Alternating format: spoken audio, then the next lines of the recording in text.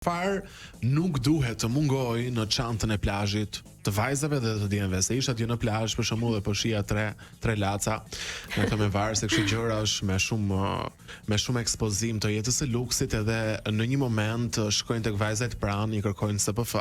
Okej, kjo mund të jetë edhe një kurth për të gjuajtur me njëri tjetrin. Por në fakt ndodh që çunat nuk duke sikur shkojnë aty në plazh dhe s'i intereson fare për blerjen e SPF. Çfarë nuk duhet të mungoj përveç SPF-s, është shumë e rëndësishme. Atëherë, SPF-n e tham si për përdorimin e fytyrës, SPF-ja për përdorimin e trupit, gjithashtu. Ujë termal. SPF-ja dhe për buzët është shumë e rëndësishme. SPF dhe për buzët. Ta.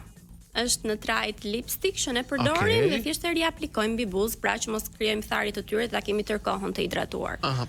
Tani një kuriozitet, se po ja bëj dhe vetes pyetje tje. Nëse ne kemi vendosur SPF jo para shumë orësh, por së fundmi dhe vendosim të bëjmë një zhytje në det.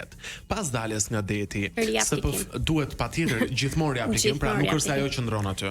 Ajo qëndron, por e mira është që ne të bëjmë një riaplikim, siç tham 2-3 herë gjatë ditës, sidomos kur jemi të ekspozuar tërkohën në plazh. Në det e humbi efektin e saj, pse jo ta riaplikojmë ujin termal gjithashtu, sepse është shumë i rëndësishëm.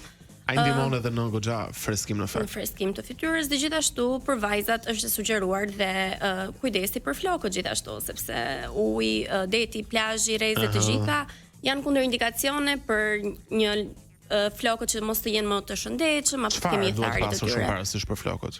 Ka ingredientë të cilët përdoren siç është uji termal për flokët, gjithashtu është dhe një SPF me mbrojtje gjithashtu për flokët, po.